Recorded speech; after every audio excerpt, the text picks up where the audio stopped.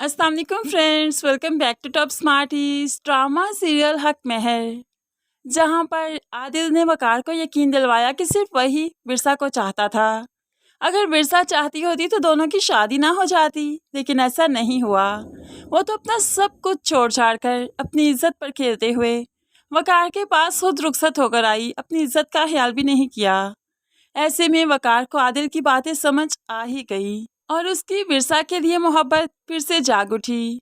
विरसा के पास बैठता है, उसका हाथ पकड़ते हुए कहने लगा, मैं माजी को भूल जाना चाहता हूँ, उस लम्हे को याद करना चाहता हूँ जिसमें हम सिर्फ एक दूसरे से मोहब्बत किया करते थे, बगैर किसी गर्ज से, बगैर किसी रिश्ते की आड़ में आकर। ऐसे में विरसा भी मुस्कुरा देती है, मैं तो हमेशा आपको चाहती हूँ, तभी तो अपना सब कुछ छोड़कर आपके पास आ गई। जूबीन दोनों को देखकर बहुत जेलस होती है। ऐसे में वकार विरसा को लेकर कहीं बाहर भी जाता है। दोनों काफी देर बाहर स्पेंड करते हैं, जो कि जूबी से जरा बर्दाश्त नहीं हो रहा। विरसा यहाँ पर वकार को कह देती है, जूबी ने आंटी को धमकी दी है कि वो ये घर बिकवा कर ही दम लेगी।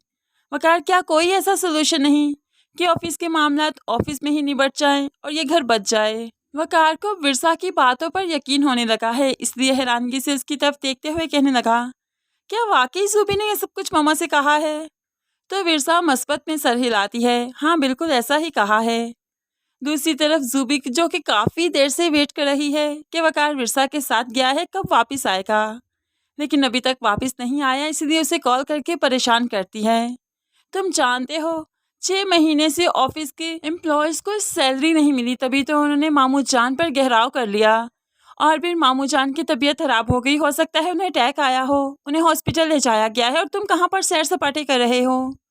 अब तो वकार वाकई परेशान हो गया, जल्दी से घर वापस आता है, यहाँ पर विरसा को ड्रॉप करता है और बाप के पास चला गया। और फिर जूबी यही सब कुछ ही तो चाहती थी। दूसरी तरफ वकार जब हारिस साहिब से मिला तो उनकी तबीयत वाकई खराब थी, वो वाकई काफी परेशान थे। तभी वकार बाप को समझाते हुए कहने लगा, अपनी जान पर खेलने की क्या ही जरूरत है, हमारे पास ये घर है ना, बेच देते हैं, कुछ दिन हम किराए के मकान में रहेंगे, उसके बाद फिर से हम स्टेबल हो जाएंगे और हम एक अच्छा सा घर खरीद देंगे, होप सो हम यही घर दोबारा से खरीद दें। ऐसे में आपको परेशान होने की क्या ही ज़रूरत है। अब यहाँ पर मैंने बहुत से बैंक्स में भी पता किया, लेकिन कोई भी बैंक हमें लोन नहीं देना चाहता, क्योंकि हम लोग पहले ही करप्टेड हैं, पहले ही बैंक का काफ़ी लोन ले चुके हैं जो कि वापस नहीं किया।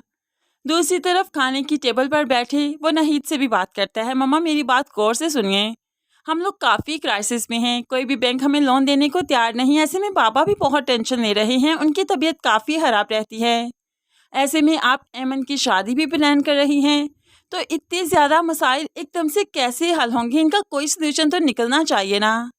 तो माँ भी कहने लगी, अच्छा तो तुम घुमा फिरा कर बीवी की बात कर रहे हो, यानी कि ये घर बेचना चाहते हो, तभी तुम्हारे सारे मसले हल हो जाएंगे। अब वकार बात तो घर की ही कर रहा है और होप सो ये घर बिक भी जाए।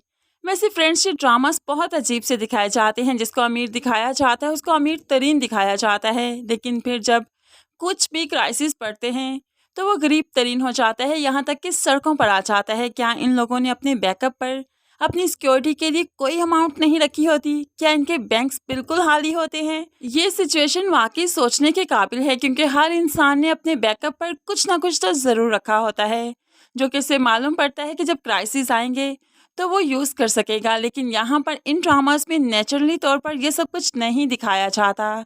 तो फ्रेंड्स, आपको क्या लगता है, ये सब कुछ नेचुरल है या नहीं, ज़रूर कमेंट्स में बताइएगा। मज़ीद वीडियोस के लिए चैनल को सब्सक्राइब करके साथ बेल नोटिफिकेशन ज़रूर प्रेस कीजिए, ताकि आने वाली हर वीडियो बहुत आसानी से देख सकें। दुआओं में याद रखिएगा, अपना बहुत सारा ख्याल रखिएगा। नई वीडियो तक के लिए अल्लाह हाफिज़।